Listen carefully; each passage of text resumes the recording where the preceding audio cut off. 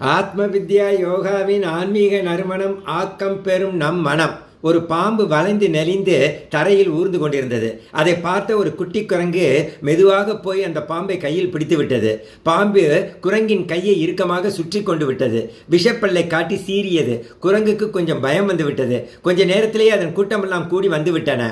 ஆனாலும் யாருமே குட்டி குரங்குக்கு உதவ முன்வரவில்லை.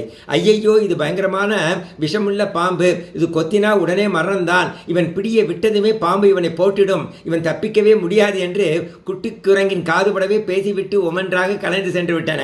தன்னுடைய கூட்டமே தன்னை கைவிட்ட சூழ்நிலையின் வேதனை, எந்த நேரமும் கொத்தி குதிர தயாராக இருக்கும் நச்சுப்பாம்பு, மரண பயம் எல்லாம் சேர்ந்து குரங்கை வாட்டி வதைத்தன. குரங்கு பெரிதாய் குரல் எழுப்பி ஓலமிட்டது. உணவும் நீரும் இல்லாமல் உடல் சோர்ந்து போய்விட்டது.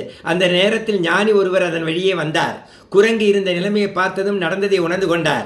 குரங்கை நெருங்கி வந்தார். சொந்தங்கள் எல்லாம் கைவிட்டு விட்ட நிலையில் தன்னை நோக்கி மனிதர் ஒருவர் வருவதைக் கண்ட குட்டி குரங்குக்கு கொஞ்சம் நம்பிக்கை வந்தது. அவர் நெருங்கி வந்து சொன்னார், எவ்வளவு நேரம்தான் பாம்பை கையிலே பிடிச்சுக்கிட்டு கஷ்டப்பட போற, அதை கீழே போடு என்றார். குரங்கோ, ஐயையோ, பாம்பை நான் விட்டுட்டா அது என்னை கொத்திவிடும் என்று பயத்துடன் சொன்னது. பாம்பு செத்து ரொம்ப நேரமாச்சு, அதை கீழே வீசு என்றார் ஞானி.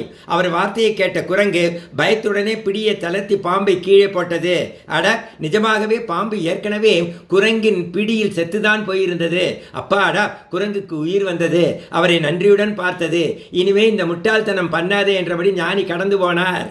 டேக்கவே, நம்மில் எத்தனை பேர் மனக்கவலை என்ற செத்த பாம்பை கையில் பிடித்து கொண்டு விட முடியாமல் கதறிக்கொண்டிருக்கிறோம். விட்டொழியுங்கள் கவலை என்னும் பாம்பை, விழித்தெழுங்கள் சுயத்தன்மையில். பற்றே பயத்திற்கு காரணம். விழிப்புணர்வு வளர்ந்தால் துன்பம் சக்தியை இழந்துவிடும். கற்பனை செய்யப்பட்ட ஆபத்தை பற்றி கொண்டால் அதிக துன்பம்தான் வரும். கடந்த கால துக்கங்கள் இப்போது இல்லாத போது கூட அதை நினைத்து நினைத்து செத்த நிகழ்வுக்கு உயிர் கொடுப்பது அறியாமை.